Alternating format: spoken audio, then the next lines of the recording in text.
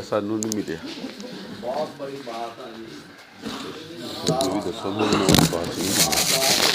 इस्लामी मुआशरा का ब्लॉक चला जी आ जाइए जी। मौलवी तो फिर जेड़ा आपा वकील बन जाइए। दी कॉन्ट्रैक्ट एक्ट हम पढ़ रहे हैं। हम सेक्शन 10 और 11 पिछले जुमा पढ़े थे हमने, क्योंकि अगला इससे रिलेटेड ही मामला, इसलिए दोनों सेक्शन एक दफ़ा पढ़ देता हूँ ताकि याद दहानी हो जाए कि अगली बात क्या होनी है। सेक्शन 10 पढ़ने लगा हूँ जी। All agreements are contracts if they are made by the free consent of parties. पहली शर्त ये है। कॉम्पिटेंट टू कॉन्ट्रैक्ट, ये भी हमने पढ़ा था कि अगला सेक्शन आएगा कि कौन कॉम्पिटेंट टू कॉन्ट्रैक्ट है। दूसरी बात है फॉर लॉफुल कंसिडरेशन, उसका बदल जो है वो लीगल होना चाहिए। And with a lawful object, उसका मकसद भी ठीक होना चाहिए। And are not hereby declared to be void, आगे आएगा कि कौन से कॉन्ट्रैक्ट वाइड है। 4 शराइत हों तो हर एग्रीमेंट कॉन्ट्रैक्ट की तारीफ में आ जाता है। Nothing herein contained shall affect any law in force in Pakistan and are not hereby expressly repealed, by which any contract is required to be made in writing or in the presence of witnesses, or any law relating to the registration of documents। Contract करते हुए इन बातों को मद्देनज़र रखा जाना है कि अगर वो रजिस्ट्री होना ज़रूरी है, गवाहान होने ज़रूरी हैं, तो फिर वो शराइत पूरी होंगी। सेक्शन 11 जी। अब अभी हमने ऊपर पढ़ा है कि पार्टीज़ कम्पिटेंट टू कॉन्ट्रैक्ट, उसकी अब वजाहत आने लगी है। Who are competent to contract? Every person is competent to contract. ये शर्तें अगर हों। Who is of the age of majority, बालग हो। और किस तरह बालग हो? According to the law to which he subject, जिस कानून के वो ताबे है उसके की पाबंदी उस पर होनी है। वो मैंने मिसाल भी दी थी कि मेजॉरिटी एक्ट 18 साल का बालग होना कहता है। अगर उसका गार्डियन मुकर्रर हो कोर्ट से तो फिर ऑटोमेटिक मेजॉरिटी एज 21 साल की हो जाती है। ये पाबंदी होगी, मगर उन्हीं बातों में जिन पर मेजॉरिटी एक्ट अप्लाई करता है। मैंने कहा था कि मैरिज और डाइवोर्स को उससे अलहदा रखा हुआ है। तो मैंने मिसाल भी दी थी एक साहब जो है उन्होंने दावा दायर कर दिया खातून की तरफ से, उसका जो है वो अपना अभी 18 साल की नहीं हुई थी, नेक्स्ट फ्रेंड के बग़ैर माइनर की तरफ से दावा दायर कर दिया। वो वकील साहब परेशान थे, हालांकि रिटायर्ड डिस्ट्रिक्ट जज थे। वो मेरे पास आए, कहने लगे दूसरी तरफ से एतराज़ आ गया है। आर्डर 32 CPC में कहा है कि नेक्स्ट फ्रेंड के बग़ैर अगर दावा माइनर की तरफ से कर दिया गया तो मुकदमे के अखराजात जिस वकील ने दावा दायर किया उसे देने पड़ेंगे। फिर मैंने जो है उनको ले आया और वो कहने लगे 2 दिन हो गया मैं सोया नहीं। अगर 10 रुपये भी हर्जाना पड़ गया तो डिस्ट्रिक्ट जज साहब की बेइज्जती हो जानी है कि जज साहब नूं 10 रुपये हर्जाना पै गया।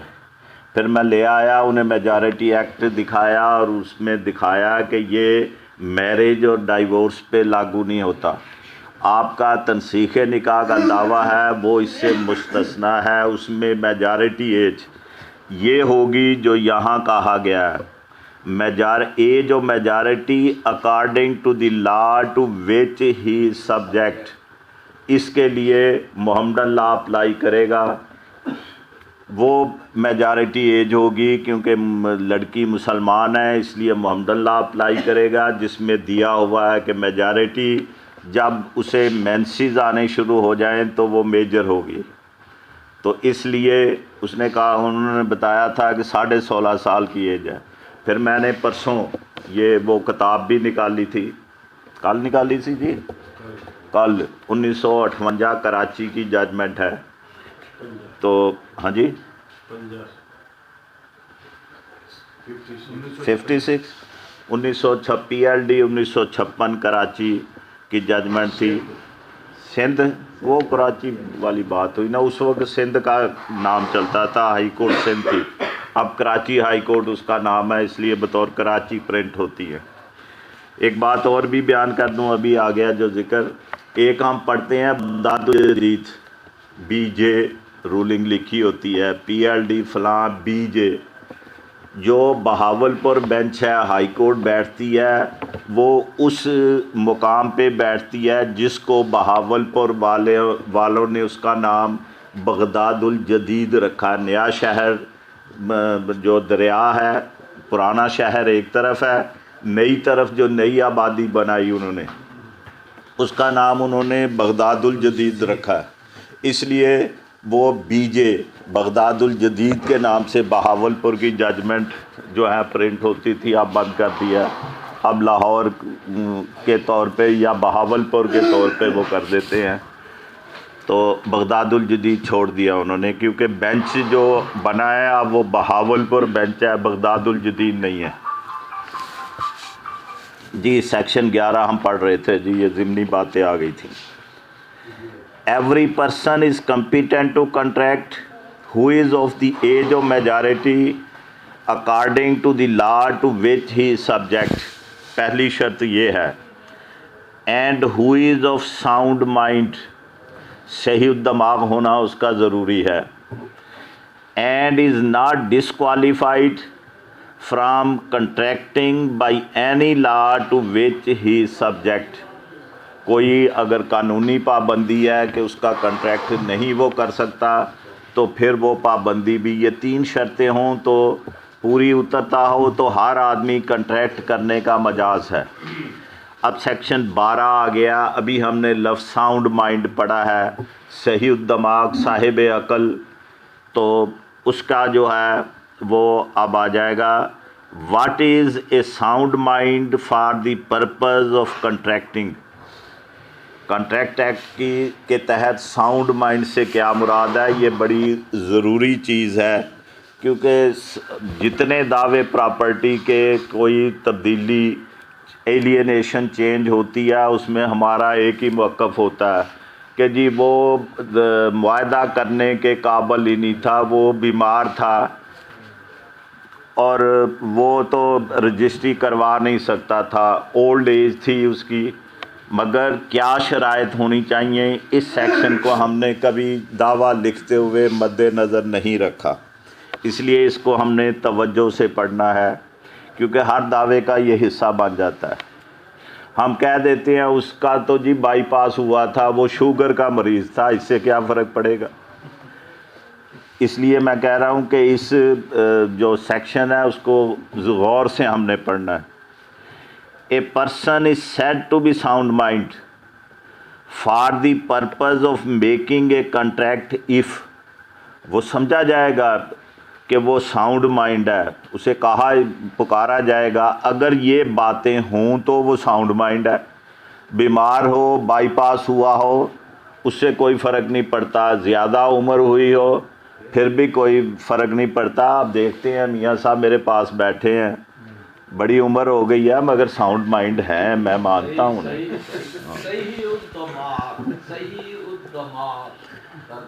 जी जी।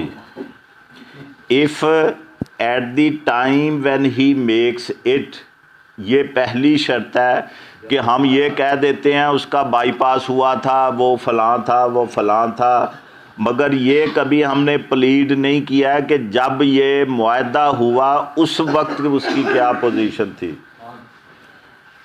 Eight the time when he makes it, it से मुराद कॉन्ट्रैक्ट है, उस वक्त देखना है कि उसकी क्या पोजीशन थी। He is capable of understanding it, जो मुआहदा कर रहा है उसको वो अंडरस्टैंड समझने के काबिल है, and of forming a rational judgement, फौरी जो है वो उतना साहिब अकल है कि वो उसको जज कर सकता है, as to its effect upon his interest, जो मुआहदा कर रहा है वो अपने जो मफादात हैं उनको वो समझ सकता है कि जी मैं वाकई ये मुआहदा कर रहा हूँ, उसके असरात होंगे, मैं सौदा कर रहा हूँ, मैं बैनामा तहरीर कर रहा हूँ, अब ये मेरी मलकियत से निकल जाएगा, मुझे जो कीमत है वही मिलनी है, ये कीमत मुझे पूरी इतनी कीमत ही है। अगर वो ये बातें दोनों पूरी होते हैं तो वो साउंड माइंड है, is competent to make contract. हम सिर्फ वो कर देते हैं कि जी वो तो शुगर का मरीज़ था, वो सर्विस से 10 साल हो गए थे, उसे रिटायर हुए, इससे कोई फ़र्क नहीं पड़ता, मैंने भी बाईपास कराया हुआ है, देख लो, कह दो तू भी अक्लमंदी है जी। हाँ मियाँ साहब, चलो ख्वाजे दा गवाह जी जी ठीक है। ਹੁਣ ਤੁਸੀਂ ਇਹ ਦੇਖੋ ਕਿ ਮੇਰੇ ਨਾਲ ਚੌਧਰੀ ਰਜ਼ਾਕ ਸਾਹਿਬ ਪੜ੍ਹ ਰਹੇ ਸੀ ਇੱਥੇ ਕਿਤਾਬ ਖਲੋਤੇ, ਇੱਥੇ ਪੜ੍ਹਨ ਡੈ ਸੀ, ਪੂਰੇ 72 ਸਾਲ ਦੇ ਹੋ ਗਏ ਜੇ, 70-72 ਗਏ ਨੇ, ਮਗਰ ਆਪਣੇ ਮਫਾਦਾਤ ਨੂੰ ਸਮਝ ਸਕਦੇ ਆ, ਇਸ ਵਾਸਤੇ ਲੋ ਉਹ ਕਹਿੰਦੇ ਉੱਤੇ ਹੋ ਗਿਆ, बच के भी बच के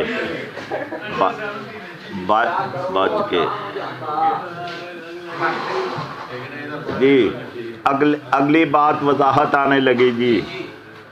ए person who is usually of unsound mind, आम तौर के उत्ते बोंगियां मारदा रहिंदा, अनसाउंड माइंड है, साहिब अकल नहीं है, गैर दानिशमंदाना, वो आम तौर पे बातें करता है, but occasionally of sound mind, मगर कभी कभी अगर रोशनी हो, दिन चढ़िया होवे, अंधराता नहीं होंदा उन्हों, कभी कभी साउंड माइंड होता है, तो ऐसी सूरत में मेक ए कंट्रैक्ट, मुआहदा करने के काबिल है वो, when he is of sound mind, जब वो ठीक है, सर्दियों में उस पर असर होता है, गर्मियों में वो ठीक होता है, तो गर्मियों में मुआहदा कर सकता है, रात के वक्त बोंगियां मारदा है, दिन वेले ठीक है, दिन वेले मुआहदा कर सकता है, सिर्फ आम तौर पर ज़्यादा वक्त वो अनसाउंड माइंड होता है, मगर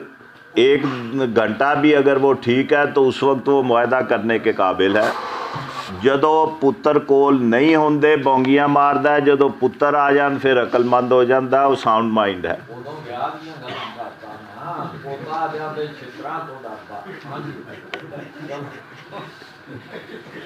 जी।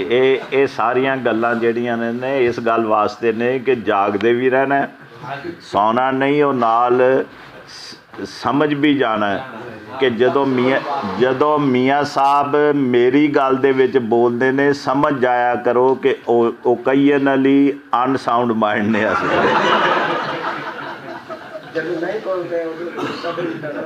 जी। अगली गल जी, ये परसन ये साउंड माइंड ਦੀਆਂ ਸਾਰੀਆਂ ਵਜ਼ਾਹਤਾਂ ਨੇ, ਇਹ ਸਾਰੀਆਂ ਗੱਲਾਂ ਜੇਰਾ ਕਰਦੇ ਆ, ਗਵਾਹ ਜਦੋਂ ਪੇਸ਼ ਹੋਇਆ ਉਹ ਕਹਿਣ ਡਿਆ ਜੀ ਉਹਦੀ ਤੇ ਮਾਤੀ ਮਾਰੀ ਸੀ, ਉਹ ਤੇ ਮੁਆਹਦਾ ਕਰਨ ਦੇ ਕਾਓ ਤੇ ਸਮਝ ਹੀ ਨਹੀਂ ਸੀ ਸਕਦਾ। ਇਹ ਗੱਲਾਂ ਨੇ ਹੈਗੀਆਂ ਕਿ ਉਹਨੂੰ ਕਹਿਣਾ ਹੈ ਕਿ ਬਈ ਕਿਸੇ ਵੇਲੇ ਜਦੋਂ ਇਹ ਮੁਆਹਦਾ ਕੀਤਾ ਤੂੰ ਤੇ ਉਹਦੇ ਕੋਲ ਨਹੀਂ ਸੀ, ਉਦੋਂ ਜੇ ठीक ਹੋਵੇ ਤੇ ਮੁਆਹਦਾ ਠੀਕ ਹੈ। ए person who is usually of sound mind, पहले था कि वो ओकेजनली साउंड माइंड होता है, अब उल्टा आ रही है बात। ए person who is usually of sound mind but occasionally of unsound mind may not make a contract when he is of unsound mind. देखना ये है कि उस वक्त क्या पोजीशन थी जब उसने सौदा किया, बातें की, मुआहदा किया।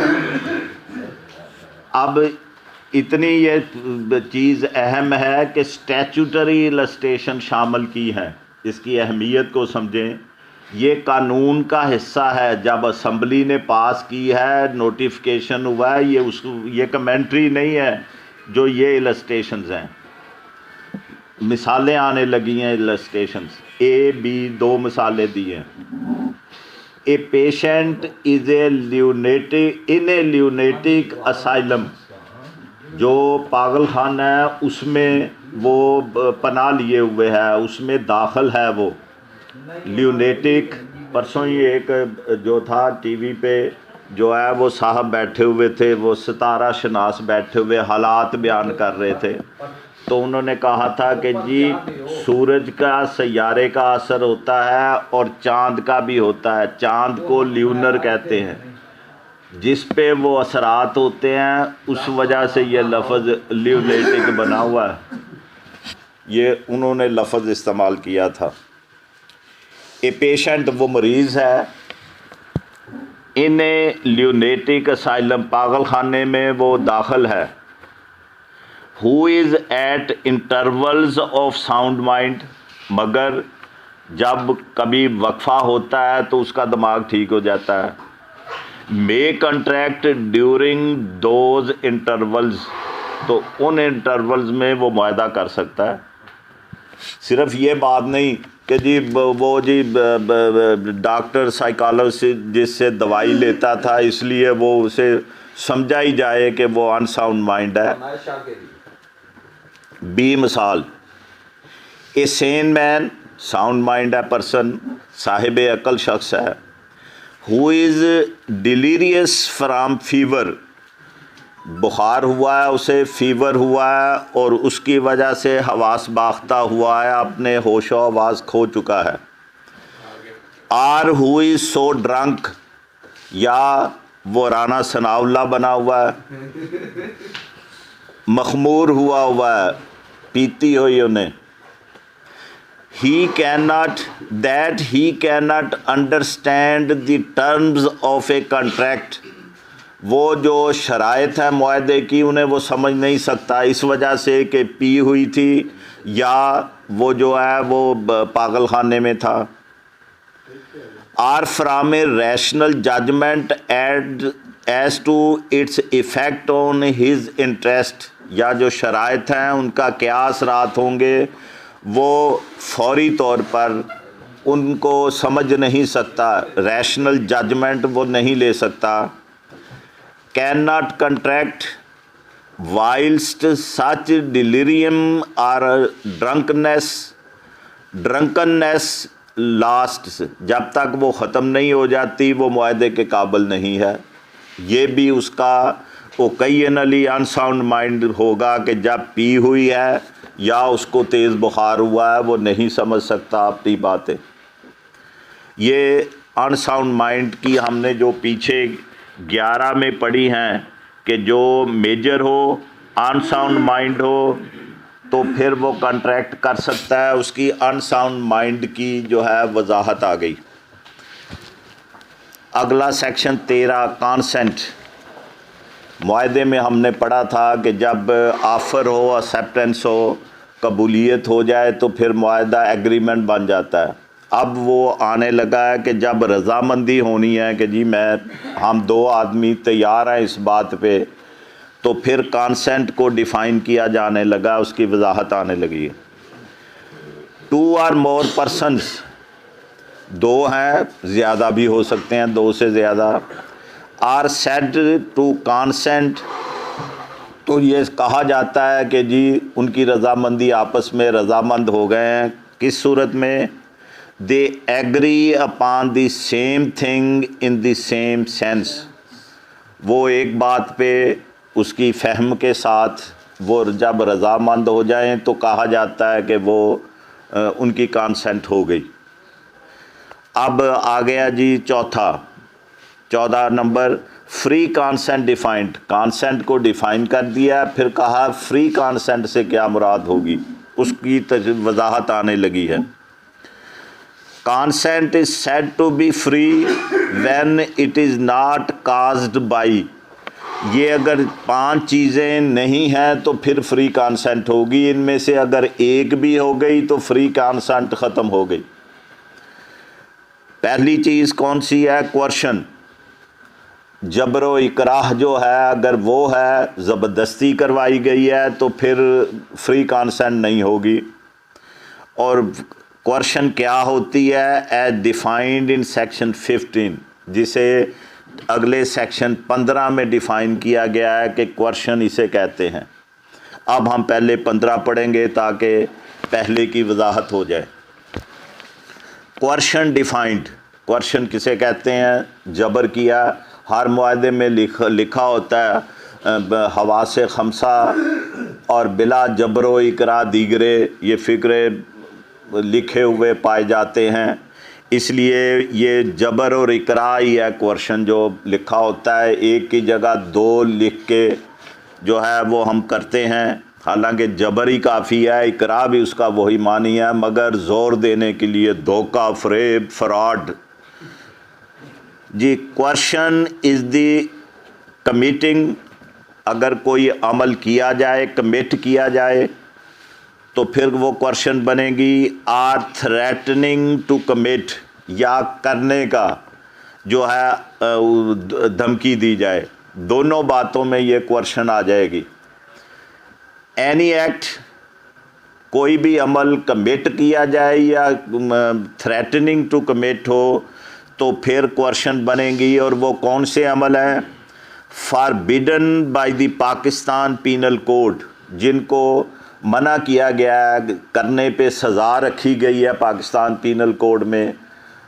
सारे आते हैं, बीटिंग भी आती है, धमकियां देना भी आती है, अगवा भी आती है, किसी को छुपा लेना भी आते हैं। सारे पाकिस्तान पीनल कोड के जितने ऑफेंसेस हैं, अगर वो करने की बात की जाए तो फिर जो है वो क्वेश्चन में आ जाएंगे।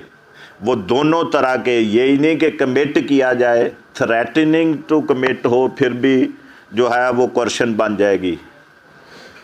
आर, या तो वो पाकिस्तान पीनल कोड ताज़ीरात पाकिस्तान वाले ऑफेंसेस हों।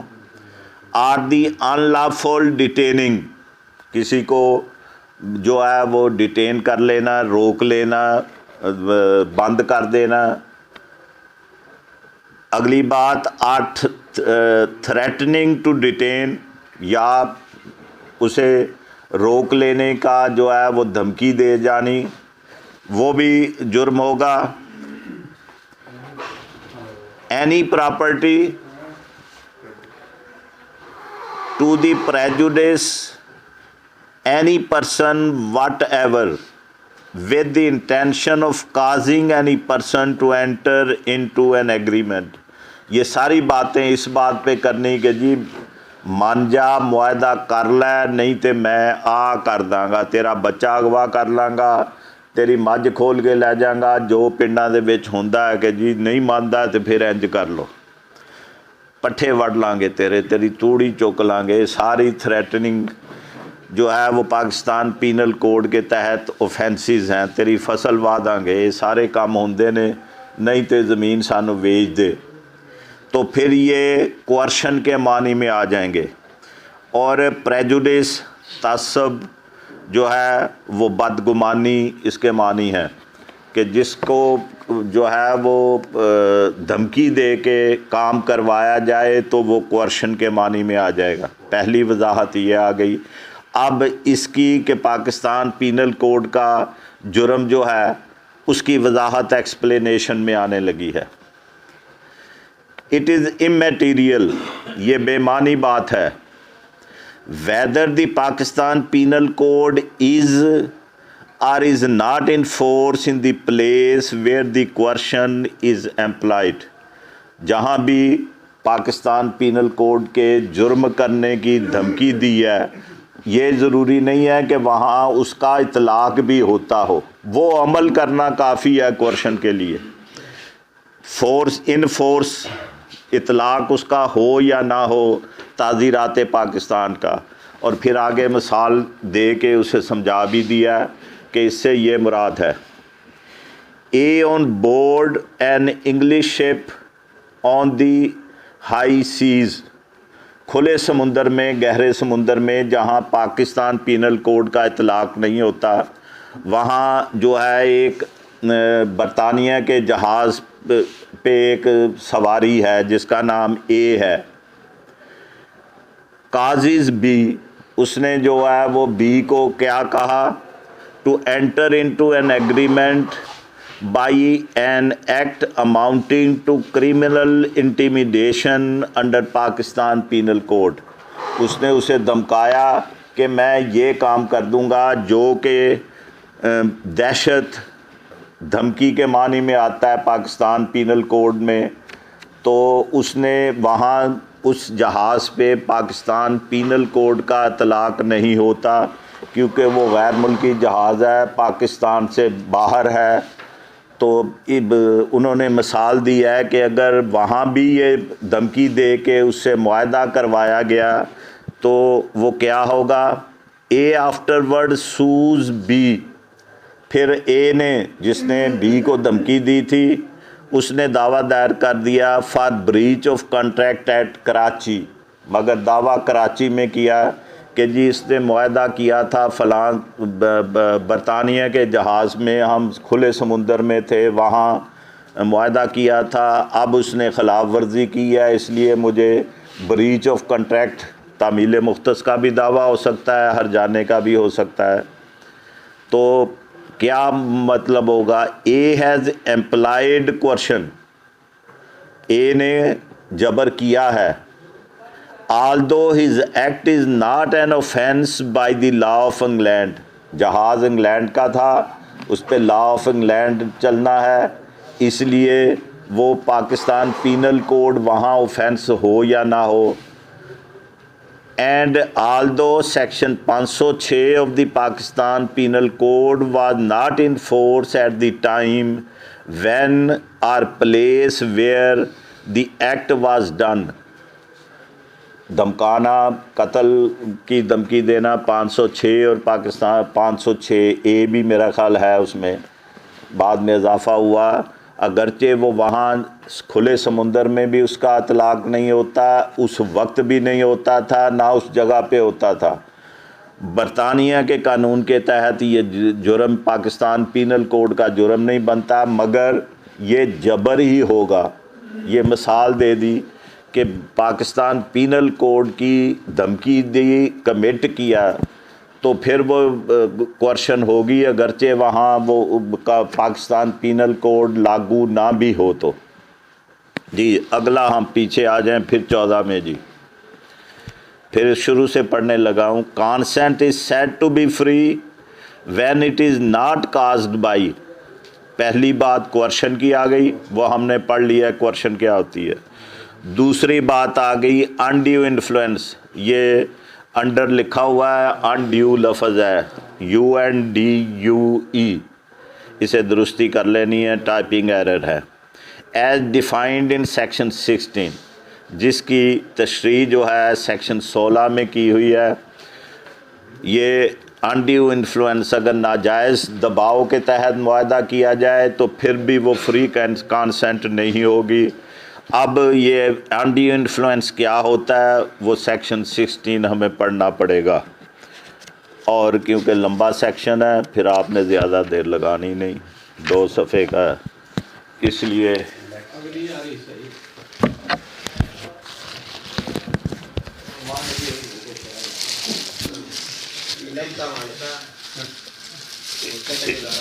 एक तो मैनू ही फुक लाते रहते हैं, ये नहीं सोचते। वो जहाज़ तो सवारियां उतरियां ना, तो प्यो पुत्र उतरे बाहर, एयरपोर्ट तो निकले तो पुत्र कहना अब्बा जी आ मेरे सारे मुलाजम और दोस्त बाहर इस्तेमाल करना ये की कहेंगे, तुसी 3rd क्लास के जहाज़ की 11वीं क्लास के सफ़र करके आए हो।